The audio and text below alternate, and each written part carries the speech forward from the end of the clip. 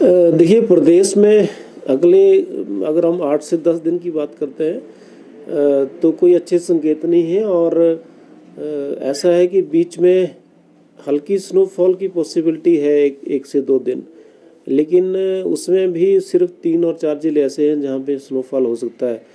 एक तो 16-17 के आसपास है, तब हल्का स्नोफॉल ऊपर होगा, जिसमें लाहौल स्पीति, चंबा, किन्नौर और कुल्लू के कुछ हिस्से और हो सकता है, शिमला का भी कुछ एरिया आ सकता है। लेकिन फिर से मैं कह रहा हूँ कि वो भी एक तरह से लाइट स्नोफॉल की संभावना है उन दिनों। और ऐसा कोई डिस्टर्बेंस नहीं है अभी, मेजर हमें नहीं इंडिकेट कर रहा है जो कि प्रदेश में वाइड स्प्रेड बर्फबारी दे दे और नीचे बारिश दे दे। तो कुल मिला के 8 से 10 दिन जो है प्रदेश में आमतौर पर मौसम जो है लार्जली ड्राई रहेगा।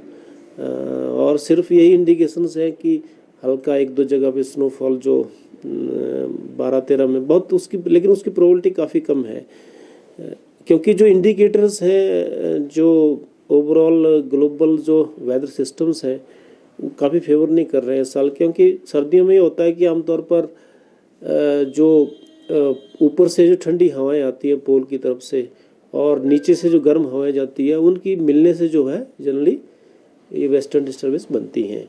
और इस साल ये है कि जो आर्कटिक रीजन है वहाँ पे टेम्परेचर ज़्यादा है सामान्य से, तो वो ज़्यादा होने की वजह से क्या हो रहा है कि वहाँ पे लो प्रेशर वहाँ बन रहा है, तो हवाएं नीचे से ऊपर की तरफ जा रही हैं।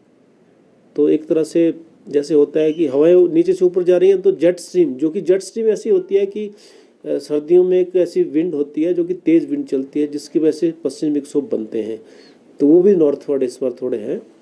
ये कह सकते हैं कि आप मिड लैटिट्यूड या इससे ऊपर 35 to 65 के हिस्से में जेट स्ट्रीम ऊपर जा रही है, तो नीचे जो है हमारे यहाँ पे टेम्परेचर ज़्यादा रह रहे हैं, स्नोफॉल कम हो रही है।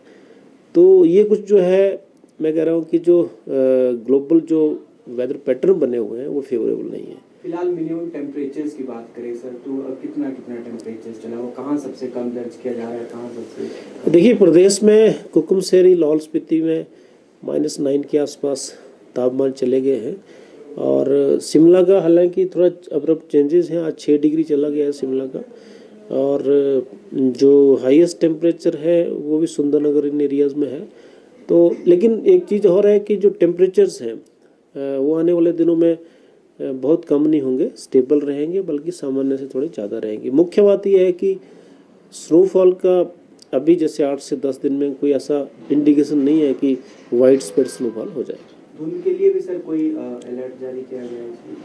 हाँ, धुंध के लिए, क्योंकि अभी जो विंड पैटर्न्स हैं और जो डेवलपमेंट्स हैं वो एक तरह से ऐसी हैं कि जो हवाएं हैं उसकी गति नहीं है, बिल्कुल एक तरह से ठहरी हुई हवाएं हैं। तो उसकी वजह से आप देख रहे हो इंडो गंगेटिक प्लेन्स में एक तरह से पूरा एक चद्दर बिछी हुई है फॉग की।